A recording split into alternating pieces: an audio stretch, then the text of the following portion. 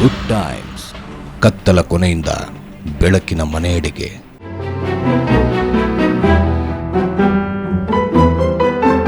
ನಾನು 7ನೇ ತರಗತಿವರೆಗೆ ನಾನು ಕನ್ನಡ ಮೀಡಿಯಮಲ್ಲೇ ನಾನು ಓದಿದ್ದು. ಅದು ನಮ್ಮೂರಲ್ಲಿ ಅಂದರೆ ಅಡಗೂರು, ಹಾಸನ ಜಿಲ್ಲೆಯ ಅಡಗೂರು ಚೋಳೇನಹಳ್ಳಿನಲ್ಲಿ ನಾನು 7ನೇ ತರಗತಿ ತನಕ ಅಭ್ಯಾಸ ಮಾಡಿದ್ದು ಕನ್ನಡ ಮೀಡಿಯಮಲ್ಲೇ. ಆ ಸಂದರ್ಭದಲ್ಲಿ ನಮಗೆ ಯಾವುದೇ ಇಂಗ್ಲೀಷು ಟೀಚರ್ ಕೂಡ ಇರಲಿಲ್ಲ ಅಥವಾ ಇಂಗ್ಲೀಷ್ ಸಬ್ಜೆಕ್ಟ್ ಕೂಡ ಇರಲಿಲ್ಲ. ನಮಗೆ ಇಂಗ್ಲೀಷ್ ಕಲಿಬೇಕು ಅನ್ನುವ ಆಸೆ ಆವಾಗಲೂ ಕೂಡ ಇತ್ತು, ಆದರೆ ನಮಗೆ ಇಂಗ್ಲೀಷ್ ಟೀಚರ್ಸು ನಮ್ಮ ಹಳ್ಳಿಲಿ ಇರಲಿಲ್ಲ. ಆ ಸಂದರ್ಭದಲ್ಲಿ ಕ್ರಿಕೆಟ್ ಕಾಮೆಂಟ್ರಿ ಬರ್ತಾಯಿತ್ತು ಇಂಗ್ಲೀಷ್ನಲ್ಲಿ, ಹಿಂದಿನಲ್ಲೂ ಬರೋದು ಇಂಗ್ಲೀಷಲ್ಲೂ ಬರೋದು. ಬಹುಶಃ ನನಗೆ ಇಂಗ್ಲೀಷನ್ನು ಹೇಳ್ಕೊಟ್ಟಿದ್ದು ಕ್ರಿಕೆಟ್ ಕಾಮೆಂಟ್ರಿ ಅಂತ ನಾನು ಹೇಳಬೇಕಾಗುತ್ತೆ. ನಾನು ಚಿಕ್ಕ ವಯಸ್ಸಿನಲ್ಲಿ ಇಂಗ್ಲೀಷ್ ಬಗ್ಗೆ ವ್ಯಾಮೋಹ ಮತ್ತು ಇಂಗ್ಲೀಷ್ ಬಗ್ಗೆ ಸ್ವಲ್ಪ ಕಲೀಲಿಕ್ಕೆ ಸ್ಫೂರ್ತಿಯಾಗಿದ್ದು ಕ್ರಿಕೆಟ್ ಕಾಮೆಂಟ್ರಿನೇ. ಪ್ರಥಮ ದರ್ಜೆಯಲ್ಲಿ ಅತ್ಯುತ್ತಮ ತಾಲೂಕಿಗೆ ಮೊದಲನೇ ಸ್ಥಾನದಲ್ಲಿ ನಾನು 7ನೇ ಕ್ಲಾಸನ್ನು ತೇರ್ಗಡೆ ಆದೆ. ನಂತರ ಹೈಸ್ಕೂಲ್ಗೆ ನಾನು ವಿದ್ಯಾವರ್ಧಕ ಸಂಘ ಹೈಸ್ಕೂಲ್ ಬೆಂಗಳೂರು ರಾಜಾಜಿನಗರದಲ್ಲಿರ್ತಕ್ಕಂಥ ವಿದ್ಯಾವರ್ಧಕ ಸಂಘ ಸ್ಕೂಲಿಗೆ ಬಂದೆ. ಆವಾಗ ಕನ್ನಡ ಮೀಡಿಯಮಿಂದ ಇಂಗ್ಲೀಷ್ ಮೀಡಿಯಮ್ಗೆ ನಾನು ವರ್ಗಾವಣೆ ಮಾಡಿಕೊಂಡೆ. ಬಹುಶಃ ಮೊದಲು 3-4 ತಿಂಗಳು ಬಹಳ ಕಷ್ಟ ಆಯಿತು. ಏಕೆಂದರೆ ಅಲ್ಲಿ ಬಂದಂಥ ಎಲ್ಲ ವಿದ್ಯಾರ್ಥಿಗಳು ಬಹುಶಃ 70-80% ವಿದ್ಯಾರ್ಥಿಗಳು ಇಂಗ್ಲೀಷ್ ಮಾತಾಡ್ತಾಯಿದ್ರು. ಇಂಗ್ಲೀಷ್ನಲ್ಲಿ ಅವರಿಗೆ ಹೆಚ್ಚು ಪ್ರಾವೀಣ್ಯತೆ ಇತ್ತು. ಅದರಿಂದ ಮೊದಲನೇ ಟೆಸ್ಟ್ ಆಯಿತು. ನಾವು ಆ ಶಾಲೆ ಆ ಸೆಕ್ಷನ್ನಲ್ಲಿ ಸುಮಾರು 72 ಜನ ಇದ್ವಿ ಅನಿಸುತ್ತೆ. ನಂದು 70ನೇ ಸ್ಥಾನ ಮೊದಲನೇ ಟೆಸ್ಟ್ನಲ್ಲಿ. ನಂತರ ನೆಕ್ಸ್ಟ್ 6 ತಿಂಗಳಲ್ಲೇ 2ನೇ ಟೆಸ್ಟ್ ಆಯಿತು. ಅದರಲ್ಲಿ ನನಗೆ ಮೊದಲನೇ ಸ್ಥಾನನೇ ಬಂತು. ಸೊ ಅದರಿಂದ ಒಂದು ಆತ್ಮವಿಶ್ವಾಸ ಅನ್ನೋದು ಬಹಳ ಮುಖ್ಯ. SSLCನಲ್ಲಿ ಫಸ್ಟ್ ಕ್ಲಾಸಲ್ಲಿ ಪಾಸಾಯಿತು. ಸೊ ಆವಾಗಲೂ ಕೂಡ ನನಗೆ ಬಹಳ ಆಸಕ್ತಿ ಇದ್ದದ್ದು ಅಂದರೆ ಆವಾಗಲೂ ಕನ್ನಡದ ಮೇಲೆ ಬಹಳ ವ್ಯಾಮೋಹ ಇತ್ತು ಕನ್ನಡದಲ್ಲಿ. ಆದರೆ ಎಷ್ಟು ಆ ಕಾಲದಲ್ಲಿ ಹೇಗಿತ್ತು ಅಂದರೆ ತುಂಬ ಚೆನ್ನಾಗಿ ಬರೆದ್ರೂ 100ಕ್ಕೆ 70-75 ಮಾರ್ಕ್ಸ್ ಮೇಲೆ ಕೊಡ್ತಾ ಇರಲಿಲ್ಲ. ಬಹುಶಃ ಇವತ್ತು ಆ ಕಾಲದಲ್ಲಿ ಈ ಸ್ಯಾನ್ಸ್ಕ್ರಿಟ್ ತಗೊಂಡವ್ರಿಗೆ 125ಕ್ಕೆ 125 ಕೊಡೋರು, 124 ಕೊಡೋರು. ಬಹುಶಃ ನನಗನ್ನಿಸ್ತಾ ಇತ್ತು ಎಷ್ಟೇ ಚೆನ್ನಾಗಿ ಓದಿದ್ರು ಕನ್ನಡದಲ್ಲಿ ಮ್ಯಾಕ್ಸಿಮಮ್ ಕೊಡ್ತಿರಲಿಲ್ಲ. ಆವಾಗೇನಾದರೂ ಜಾಸ್ತಿ ಇವಾಗ ಕೊಡ್ತಾಯಿದ್ದಾರೆ ಕನ್ನಡ ಸಬ್ಜೆಕ್ಟಲ್ಲೂ. ಇವಾಗ ಔಟ್ ಆಫ್ ಔಟು ಅಥವಾ 99% ಅಷ್ಟು ಕೊಡ್ತಾ ಇದ್ದಾರೆ.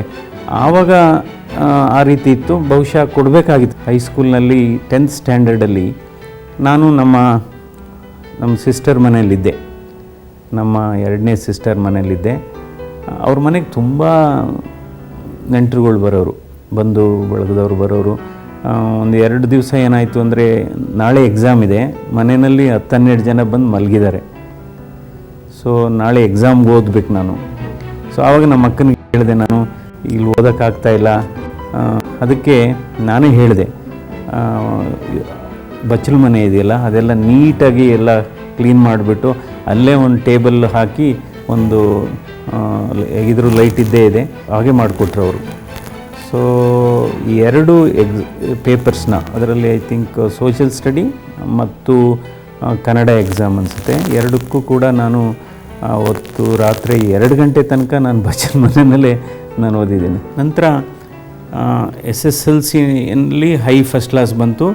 ನಂತರ ಪ್ರೀ ಯೂನಿವರ್ಸಿಟಿಗೆ ನಾನು ಮೈಸೂರು ಶಾರದಾ ವಿಲಾಸ್ ಕಾಲೇಜ್ಗೆ ಸೇರಿಕೊಂಡೆ. ಅಲ್ಲೂ ಕೂಡ ಅಫ್ಕೋರ್ಸ್ ಅಷ್ಟೊತ್ತಿಗೆ ನನಗೆ ಇಂಗ್ಲೀಷ್ ಮೀಡಿಯಮ್ ಬಗ್ಗೆ ಬಹಳ ಆಸಕ್ತಿ ಬಂದಿತ್ತು, ಉತ್ತಮವಾದ ಅಂಕಗಳು ಬರ್ತಾಯಿತ್ತು.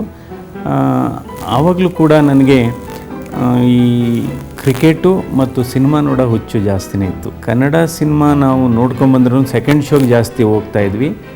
ಸೆಕೆಂಡ್ ಶೋಯಿಂದ ಬಂದಾದಮೇಲೆ ಮಧ್ಯರಾತ್ರಿಯಿಂದ ಬೆಳಗಿನ ಜಾವ ತನಕ ನಾನು ಓದ್ತಾಯಿದ್ದೆ. PUC ಸೆಕೆಂಡ್ PUC ಅದು ಕೂಡ ಉತ್ತಮವಾದಂಥ ಮೊದಲನೇ ದರ್ಜೆಯಲ್ಲೇ ಪಾಸಾಯಿತು.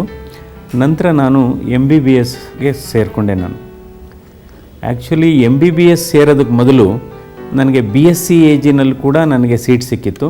ಬೆಳಿಗ್ಗೆ ನಾನು BSc AGಗೆ ಸೇರಿಕೊಂಡೆ. ಸಂಜೆ ಹೊತ್ತಿಗೆ ಗೊತ್ತಾಯಿತು ಮೆಡಿಕಲ್ ಸಿಕ್ಕಿದೆ ಅಂತ. ನಂತರ ನಾನು ತಿರ್ಗಾ BSc ಕಾಲೇಜ್ಗೆ ಹೋದೆ. ನಾನು ಇಲ್ಲಿ ನಮ್ಮ Hebbal university of agriculture sciences Hebbal. ಆಗ ಅವರು ನನಗೆ ಇಲ್ಲ ನೀನು ಇಲ್ಲೇ ಓದಬೇಕು, ಈಗ ಆಲ್ರೆಡಿ ಸೇರಾಗಿದೆ, ನಾವು ಕೊಡೋದಿಲ್ಲ ಮಾರ್ಕ್ಸ್ ಕಾರ್ಡು ಡಾಕ್ಯುಮೆಂಟ್ಸ್ ಎಲ್ಲ ಕೊಡೋದಿಲ್ಲ ಅಂತ. ನಾವು ಇಲ್ಲ ಕಾಡಿ ಬೇಡಿ ಇಲ್ಲ ನನಗೆ ಮೆಡಿಕಲ್ ಸಿಕ್ಕಿದೆ, ದಯವಿಟ್ಟು ನೀವು ಸಹಕರಿಸ್ಬೇಕು ಅಂತ ಹೇಳಿದ್ವಿ. ಕೊನೆಗೆ ನೆಕ್ಸ್ಟ್ ಡೇ ಮಾರ್ಕ್ಸ್ ಕಾರ್ಡ್ ಎಲ್ಲ ಕೊಟ್ಟರು. ಸೊ ಮೈಸೂರು ಮೆಡಿಕಲ್ ಕಾಲೇಜಿನಲ್ಲಿ ನಾನು 1975ನೇ ಇಸ್ವಿನಲ್ಲಿ MBBS ಕೋರ್ಸ್ಗೆ ನಾನು ಜಾಯಿನ್ ಆದೆ. ಆವಾಗಲೂ ಕೂಡ ಏನಾಗುತ್ತೆ, ಮೊದಲನೇ ವರ್ಷ MBBSಲ್ಲಿ ಈ ಅನಾಟಮಿ, ಫಿಸಿಯಾಲಜಿ, ಬಯೋಕೆಮಿಸ್ಟ್ರಿ ಅಂತ ಇರುತ್ತೆ. ಎಲ್ಲ ಡೆಡ್ ಬಾಡೀಸ್ನ ನಾವು ಡಿಸೆಕ್ಟ್ ಮಾಡಬೇಕು, ಆಮೇಲೆ ಮೂಳೆಗಳನ್ನೆಲ್ಲ ಅಧ್ಯಯನ ಮಾಡಬೇಕು. ಎಷ್ಟೋ ಸರಿ ಈ ಡೆಡ್ ಬಾಡೀಸ್ ನೋಡಿದಾಗ ಅದು ಏನಾಗುತ್ತೆ, ಫಾರ್ಮಲಿನ್ ಹಾಕಿ ಎಲ್ಲ ಇರ್ತಾರೆ, ಕಣ್ಣೆಲ್ಲ ಉರಿ, ಎಷ್ಟೋ ಸರಿ ತಲೆ ಸುತ್ತು ಬರೋದು. ಆದ್ರೂ ಏನೋ ಓದಬೇಕು, ಡಾಕ್ಟ್ರ್ ಆಗಬೇಕು ಅಂತ ಒಂದು ಹಂಬಲದಿಂದ ಒಂದು ಕನಸಿಂದ ಸೇರಿಕೊಂಡ್ವಿ. ಸೊ ನಂತರ MBBS ಮೊದಲನೇ ವರ್ಷದಲ್ಲೇ ಸ್ವಲ್ಪ ಆವಾಗ ಕಷ್ಟ ಇತ್ತು ಎಲ್ಲ. ಅಂದರೆ ವಿದ್ಯಾರ್ಥಿಗಳ ಮೇಲೆ ತುಂಬ ಒತ್ತಡ, ಈಗಲೂ ಒತ್ತಡ ಇದೆ. ಅದನ್ನೆಲ್ಲ ನಾನೀಗ ತಿಳ್ಕೊಂಡು ಬದಲಾವಣೆ ಮಾಡ್ಕೊಂಡಿದ್ದೀನಿ. ಈಗ ನಮ್ಮಲ್ಲೂ ಕೂಡ DM ಸೂಪರ್ ಸ್ಪೆಷಾಲಿಟಿ ಕೋರ್ಸಸ್ಗೆ ವಿದ್ಯಾರ್ಥಿಗಳು ಬರ್ತಾರೆ, ಅವ್ರನ್ನ ಸ್ನೇಹಿತರ ಥರ ನೋಡ್ತೀನಿ ನಾನು. ಅವ್ರಿಗೇನಾದರೂ ತುಂಬ ಮನಸ್ಸಲ್ಲಿ ಖಿನ್ನತೆ ಇದ್ದರೆ ಅವ್ರನ್ನೆಲ್ಲ ಇನ್ಸ್ಪೈರ್ ಮಾಡೋಂಥದ್ದು, ಮೋಟಿವೇಟ್ ಮಾಡೋಂಥದ್ದು. MBBS ಓದಬೇಕಾದ್ರೂ ಕೂಡ ನಾನು ಕ್ಲಾಸಲ್ಲೂ ಚೆನ್ನಾಗಿ ಓದ್ತಿದ್ವಿ, ಹಾಸ್ಟೆಲಲ್ಲೂ ಓದ್ತಾಯಿದ್ವಿ. ಅಂದರೆ ಸಿನಿಮಾ ನೋಡೋ ಹುಚ್ಚು ಜಾಸ್ತಿ ನನಗೆ MBBS ಓದಬೇಕಾದ್ರೆ. ಈಗಿಲ್ಲ, ಈ MD ನಂತರ DM ಕಾರ್ಡಿಯಾಲಜಿ ಓದಿ ನಂತರ ಇಲ್ಲಿ ಕಾರ್ಡಿಯಾಲಜಿಸ್ಟ್ ಆದಮೇಲಂತೂ ಇವಾಗಂತೂ ಸಿನಿಮಾ ನೋಡ್ಲಿಕ್ಕೆ ಸಮಯನೇ ಇಲ್ಲ. ಆವಾಗ ನಾನು ಸಿನಿಮಾ ನೋಡಿದ್ರೂ ಅನಾಟಮಿನಲ್ಲಿ ಪ್ರಾಕ್ಟಿಕಲಲ್ಲಿ ಏನಾಯಿತು, ನಮಗೆ ಈ ಫೈನಲ್ ಎಕ್ಸಾಮಿನೇಷನಲ್ಲಿ ಒಂದು ಟೆಸ್ಟ್ ಇರುತ್ತೆ, ಹಿಸ್ಟಾಲಜಿ ಒಂದು ಪರೀಕ್ಷೆ. ಅದರಲ್ಲಿ ಏನಾಯಿತು, ನಾನೇನು ಬರೆದಿದ್ದೆ ಅದ್ರ ಮೇಲೆ ಆ್ಯಸಿಡ್ ಬಿದ್ದುಬಿಡ್ತು ಪೇಪರ್ ಮೇಲೆ. ಸೊ ಆವಾಗ ನಾನು ಹೇಳಿದೆ, ಇಲ್ಲ ಇದು ಆ್ಯಸಿಡ್ ಬಿದ್ದುಬಿಟ್ಟಿದೆ, ಇನ್ನೊಂದು ಸ್ಲೈಡ್ ಕೊಡಿ ನನಗೆ ನೋಡ್ತೀನಿ ಅಂತ. ಅವರು ಅಲೋ ಮಾಡಲಿಲ್ಲ. ಸೊ ಆ ಸಂದರ್ಭದಲ್ಲಿ ನಾನು ಥಿಯರಿಲಿ ಪಾಸಾಗಿದ್ರೂ ಪ್ರಾಕ್ಟಿಕಲಲ್ಲಿ ನಂದು ಹೋಯಿತು.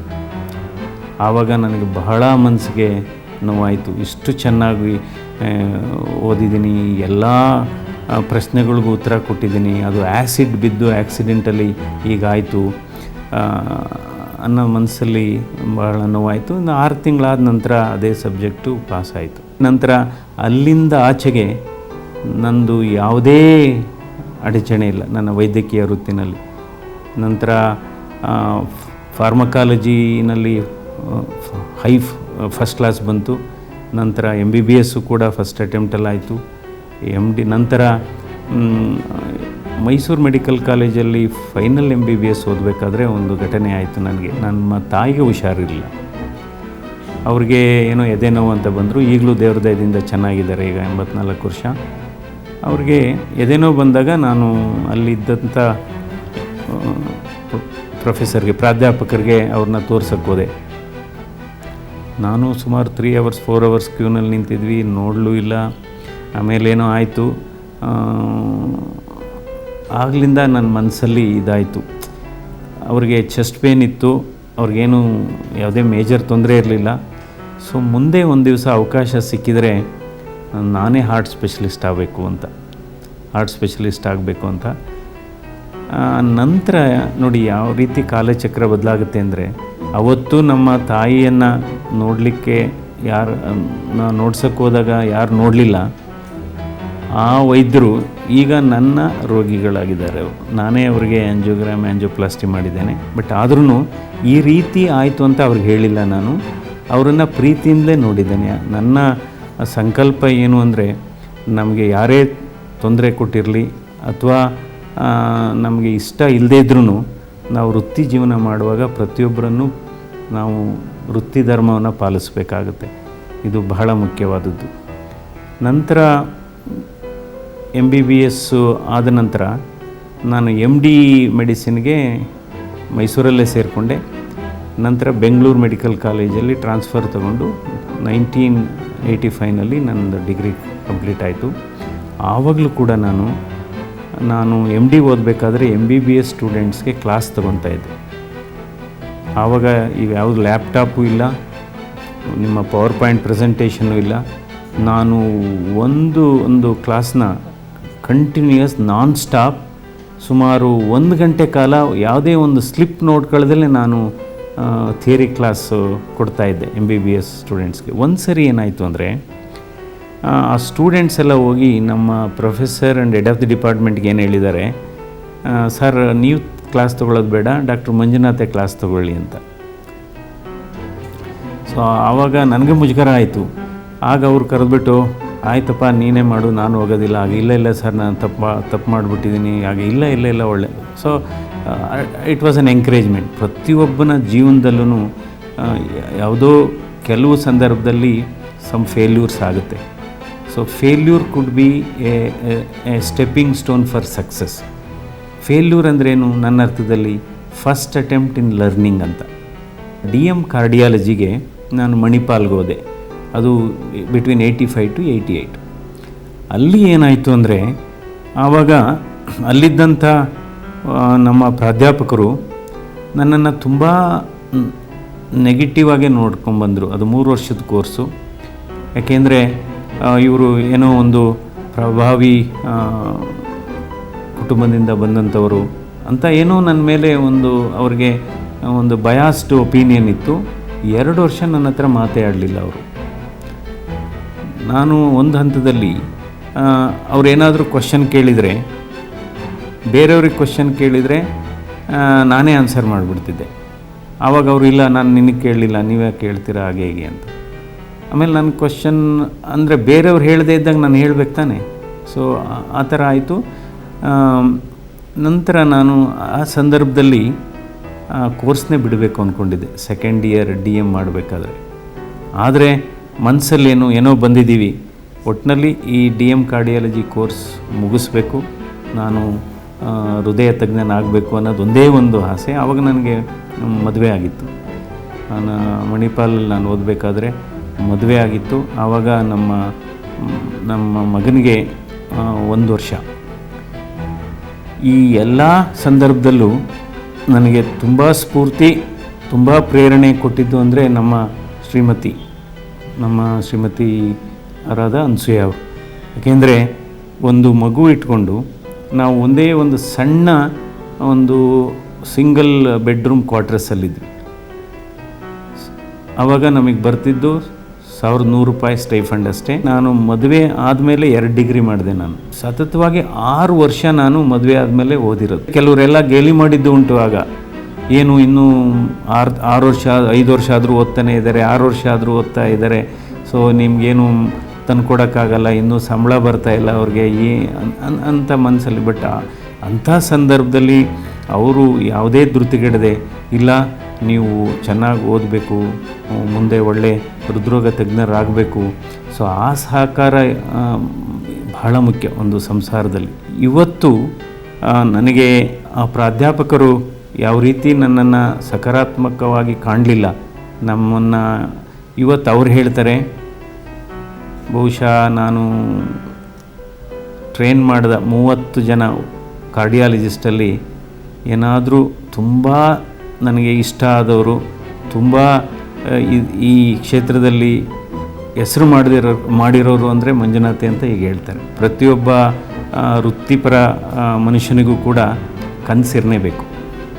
ಬಟ್ ಆ ಕನಸು ನನಸಾಗಬೇಕಾದ್ರೆ ಹಲವಾರು ಸಮಸ್ಯೆಗಳು ನಮ್ಮ ಎದುರುಗಡೆ ಬರುತ್ತೆ. ಅದನ್ನು ನಾವು ಸಕಾರಾತ್ಮಕವಾಗಿರಬೇಕು. ಆಮೇಲೆ ಇನ್ಫೀರಿಯಾರಿಟಿ ಕಾಂಪ್ಲೆಕ್ಸ್ಗೆ ಹೋಗಬಾರ್ದು. ಒಂದು ವಿಚಾರ ನಾಳೆನೇ ಆಗಬೇಕು, ತುಂಬ ಆತರ ಪಡಬಾರ್ದು. ಈಗ trying to achieve too many things in a too short time imposes lot of stress on you. So ಹಂತವಾಗಿ ಮೇಲೆ ಬಂದರೆ ಯಾವಾಗಲೂ ಅದಕ್ಕೆ ಒಂದು ಮಹತ್ವ ಇರುತ್ತೆ. ಅದಕ್ಕೆ ಹೇಳ್ತಾರೆ, as we should dream, you should dream big, but to get a dream you should have a very effortless sleep. But to achieve a dream, you have to have a sleepless nights. ನಿಮ್ಮ hero ಯಾರಪ್ಪ ಅಂತ ಹೇಳಿದರೆ, ನಿಮ್ಮ hero ಯಾರು? ಯಾಕೆಂದರೆ ಒಬ್ಬೊಬ್ಬರಿಗೆ ಒಂದು ವೃತ್ತಿ ಜೀವನದಲ್ಲಿ ಒಬ್ಬರು ಹೀರೋ ಇರುತ್ತೆ. ಸೊ ನನ್ನ ಅರ್ಥದಲ್ಲಿ ನೀವು ಕನ್ನಡಿ ಮುಂದೆ ನಿಂತ್ಕೊಂಡ್ರೆ ನಿಮಗೆ ನೀವೇ ಹೀರೋ ಆಗಬೇಕಾಗುತ್ತೆ. ಸೊ ಅದು ಬಹಳ ಮುಖ್ಯವಾದದ್ದು. ಹೃದಯವಂತಿಕೆನೂ ಇರಬೇಕಾಗುತ್ತೆ, ಕರುಣೆ ಇರಬೇಕಾಗುತ್ತೆ. ಅದರಲ್ಲೂ ವೈದ್ಯಕೀಯ ವೃತ್ತಿ ಮಾಡೋವಂಥವ್ರಿಗೆ ನಮಗೆ ಬುದ್ಧಿವಂತಿಕೆನೂ ಇರಬೇಕು, ಜಾಣತನವೂ ಇರಬೇಕು. ಅದರ ಜೊತೆಗೆ ಹೃದಯವಂತಿಕೆ, ಮಾನವೀಯತೆ ಬಹಳ ಮುಖ್ಯವಾದದ್ದು. The worst discovery of mankind is money, and money is also the best material to test an individual. If an individual doesn't change with money, if individual doesn't change with position, if an individual doesn't change with power, I think he is a human being ಅಂತ. 1989 ಇಸ್ವಿನಲ್ಲಿ ನಾನು DM cardiology ಮುಗಿಸ್ಕೊಂಡು ಬಂದ ನಂತರ ನಾನು ಜಯದೇವ ಹೃದ್ರೋಗ ಸಂಸ್ಥೆಗೆ ನಾನು lecturer ಆಗಿ ಸೇರಿಕೊಂಡೆ. ಆವಾಗ ಇಲ್ಲಿ ಕೇವಲ ಬಹಳ ಇದು ಸಣ್ಣ ಮಟ್ಟದ ಚಿಕಿತ್ಸಾ ವ್ಯವಸ್ಥೆ ಇತ್ತು. ಸೊ ಆ ಸಂದರ್ಭದಲ್ಲಿ ಇಡೀ ರಾಜ್ಯದಲ್ಲಿ DM ಕಾರ್ಡಿಯಾಲಜಿ ಮಾಡಿದಂಥವರು ಕೇವಲ 4-5 ಜನ ಇದ್ದರು ಅಷ್ಟೇ. ನಂತರ 1994 ಇಸ್ವಿನಲ್ಲಿ ನಾನು ಅಮೇರಿಕಾಗೆ WHO ಫೆಲೋಶಿಪ್ಗೆ ಹೋದೆ. ಅಲ್ಲಿ ಬರ್ಮಿಂಗ್ಹ್ಯಾಮ್ ಅಲಬಾಮಾ ಅಂತ ಇದೆ. ಸೊ ಆವಾಗ ಅಲ್ಲೆಲ್ಲ ಮಾಡ್ತಾಯಿದ್ರು, ಆ್ಯಂಜಿಯೋಪ್ಲಾಸ್ಟಿ ಮಾಡೋರು, ಸ್ಟೆಂಟಿಂಗ್ ಪ್ರೊಸೀಜರ್ ಮಾಡೋರು, ಬೇರೆ ಬೇರೆ ಕಾಂಪ್ಲೆಕ್ಸ್ ಪ್ರೊಸೀಜರ್ಸ್ ಎಲ್ಲ ಮಾಡ್ತಾಯಿದ್ರು. ನನಗೊಂದು ಆಸೆ ಇತ್ತು, ನಾವು ನಮ್ಮ ಬೆಂಗಳೂರಲ್ಲಿ ಜಯದೇವ ಆಸ್ಪತ್ರೆಯಲ್ಲಿ ಈ ಥರದ್ದೆಲ್ಲನೂ ಮಾಡಬೇಕು, ಜನರಿಗೆ ಅನುಕೂಲ ಮಾಡಬೇಕು ಹಾಗೆ ಅಂತ. ಅದಕ್ಕೋಸ್ಕರ ಇಲ್ಲಿ ಹೇಳಿದ್ವಿ, ಒಂದು ಬಲೂನ್ ವ್ಯಾಲೋಪ್ಲಾಸ್ಟಿ ಚಿಕಿತ್ಸೆ ಪ್ರಾರಂಭ ಮಾಡೋಣ ಅಂತ ನಾನು ಹೇಳಿದೆ. ಅಲ್ಲಿಂದ ತರಬೇತಿ ಪಡ್ಕೊಂಡು ಬಂದ ನಂತರ ಕೊನೆಗೆ 1996 ಇಸ್ವಿನಲ್ಲಿ ಪ್ರಾರಂಭ ಮಾಡಿದ್ವಿ. ಒಂದು ವ್ಯಾಲುಲೋಪ್ಲಾಸ್ಟಿ ಚಿಕಿತ್ಸೆಗಳನ್ನ ಮತ್ತು ಆ್ಯಂಜಿಯೋಪ್ಲಾಸ್ಟಿ ಕಾರ್ಯಾಗಾರನೂ ಮಾಡಿದ್ವಿ. ಆ ಆ್ಯಂಜಿಯೋಪ್ಲಾಸ್ಟಿ ಕಾರ್ಯಾಗಾರ ಮಾಡಬೇಕಾದ್ರೂ ಅಡಚಣೆಗಳು, ಇಲ್ಲ ಅದೆಲ್ಲ ನಮ್ಮ ಆಸ್ಪತ್ರೆಯಲ್ಲಿ ಬೇಡ, ಹಾಗೆ ಹೀಗೆ. 100 ಜನರಿಗೆ ನಾವು ಉಚಿತವಾಗಿ ಒಂದು ಆ್ಯಂಜಿಯೋಪ್ಲಾಸ್ಟಿಕ್ ಕಾರ್ಯಾಗಾರವನ್ನು ನನ್ನ ನೇತೃತ್ವದಲ್ಲೇ 1996 ಇಸ್ವಿನಲ್ಲಿ ಮಾಡಿದ್ವಿ. ಸೊ ಆಗಲಿಂದ ಜಯದೇವ ಹೃದ್ರೋಗ ಸಂಸ್ಥೆಯಲ್ಲಿ ಶುರುವಾಯಿತು ಆ್ಯಂಜಿಯೋಪ್ಲಾಸ್ಟಿ ಪರವಾಗಿ. ಇವತ್ತು ಜಯದೇವ ಹೃದ್ರೋಗ ಸಂಸ್ಥೆ ಇಡೀ ಇಂಡಿಯಾ ದೇಶದಲ್ಲಿ ಅತಿ ಹೆಚ್ಚು ಆ್ಯಂಜಿಯೋಪ್ಲಾಸ್ಟಿ ಮತ್ತು ಸ್ಟೆಂಟ್ ಚಿಕಿತ್ಸೆ ಆಗೋದು ಜಯದೇವ ಹೃದ್ರೋಗ ಸಂಸ್ಥೆ. ಇವತ್ತು ಜಯದೇವ ಹೃದ್ರೋಗ ಸಂಸ್ಥೆ ಇಂಡಿಯಾ ದೇಶದಲ್ಲಿ ನಂಬರ್ 1 ಸೆಂಟರ್ ಆಗಿದೆ, ಯಾವುದರಲ್ಲಿ? ಆ್ಯಂಜಿಯೋಪ್ಲಾಸ್ಟಿ ಮತ್ತು ಸ್ಟೆಂಟಿಂಗ್ ವಿಭಾಗದಲ್ಲಿ. ನಂತರ ಏನಾಯಿತು, 96ರಲ್ಲಿ ನಾನು ಪ್ರೊಫೆಸರ್ ಆದೆ.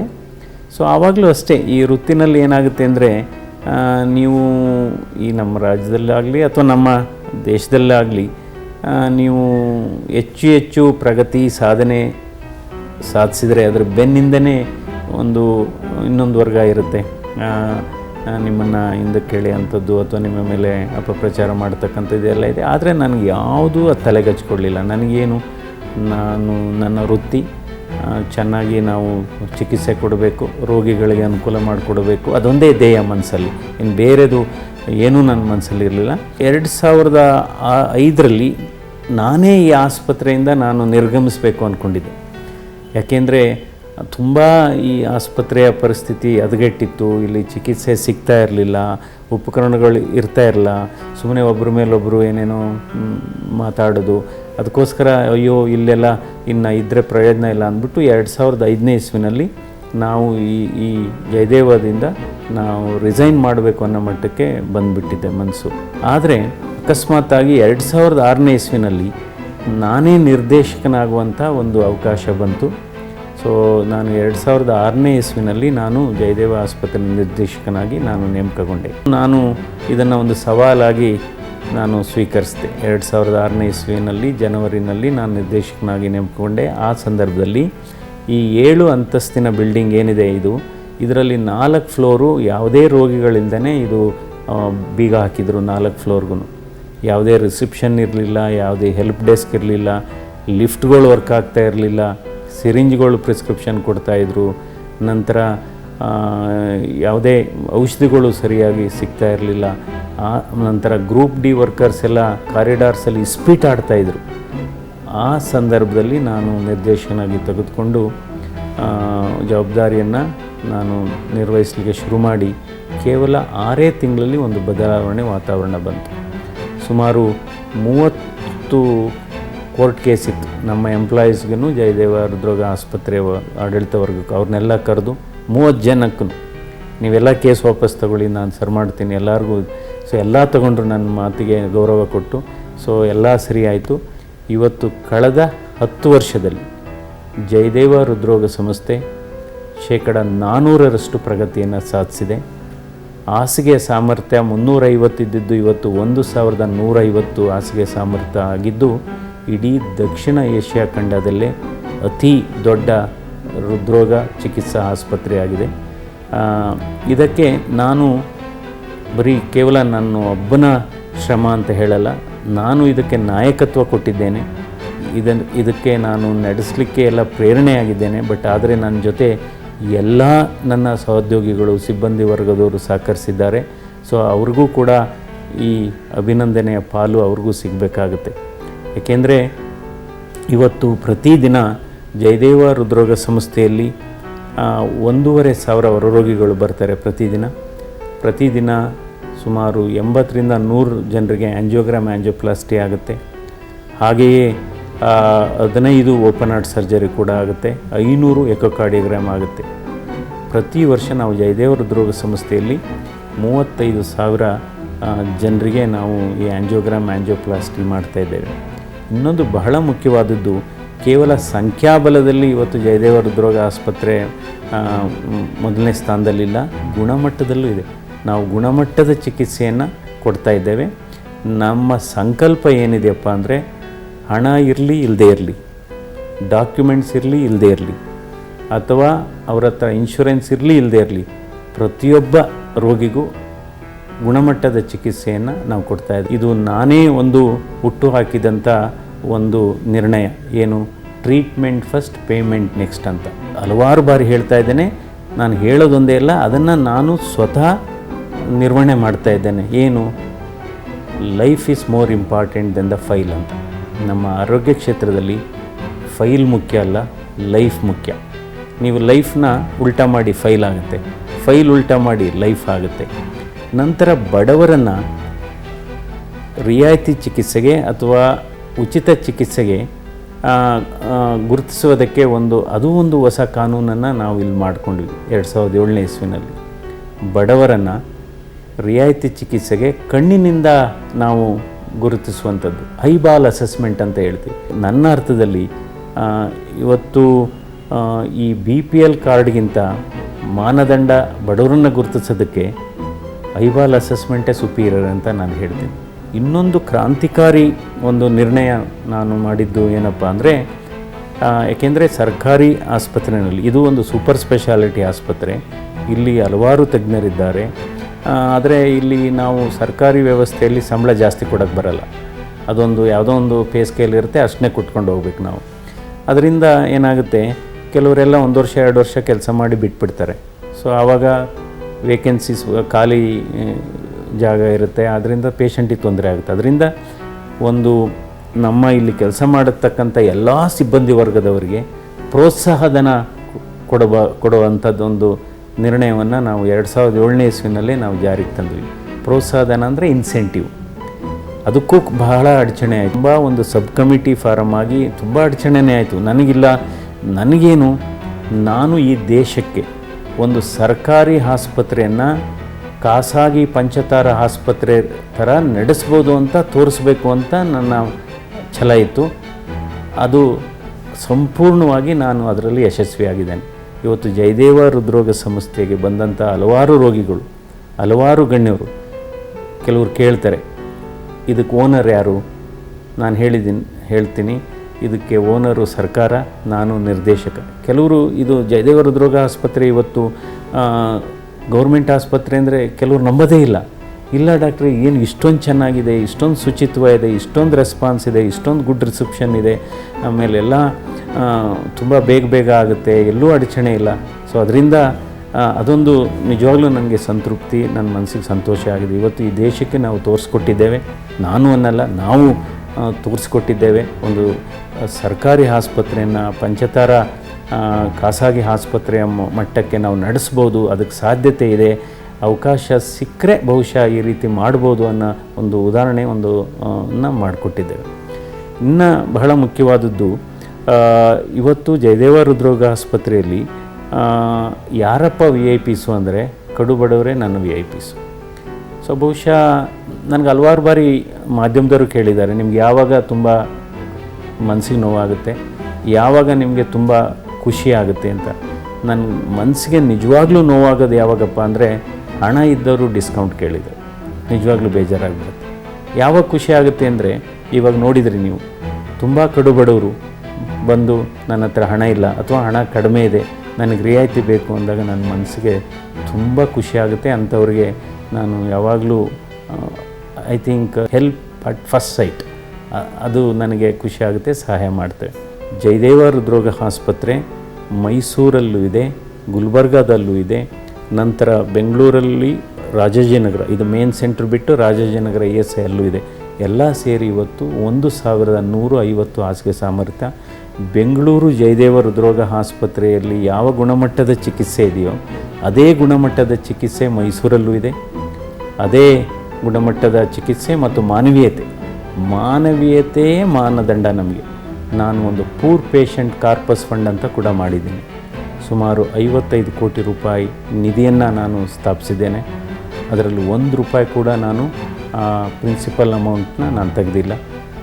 ಬಡ್ಡಿ ದರ ಏನು ಬರುತ್ತೆ ಅದರಲ್ಲಿ ನಾವು ಬಡ ರೋಗಿಗಳಿಗೆ ಚಿಕಿತ್ಸೆಯನ್ನು ನಾವು ಕೊಡ್ತಾ ಇದ್ದೇವೆ. ಇನ್ನೊಂದು ಅಂಶ ಅಂದರೆ, ಇವನ್ ಅಮೇರಿಕದ ಇಂದಿನ ಅಧ್ಯಕ್ಷರಾದಂಥ ಬರಾಕ್ ಒಬಾಮಾ ಕೂಡ ಜಯದೇವ ಆಸ್ಪತ್ರೆಯ ಗುಣಮಟ್ಟದ ಚಿಕಿತ್ಸೆ ಅಂದರೆ ಕಡಿಮೆ ದರದಲ್ಲಿ ಕೊಡತಕ್ಕಂಥ ಗುಣಮಟ್ಟದ ಚಿಕಿತ್ಸೆ ಬಗ್ಗೆ ಅವರು ಕೂಡ ಮೆಚ್ಚುಗೆ ವ್ಯಕ್ತಪಡಿಸಿದ್ದಾರೆ. ಅದೊಂದು ಪ್ರಸಂಗದ ಹಿನ್ನೆಲೆಯಲ್ಲಿ ಒಬ್ಬ ಲೀಡರ್ ಯಾರಪ್ಪ ಅಂದರೆ, leader is one who inspires, leader is one who motivates, leader is one who takes more than is share of blame and takes less than is share of credit.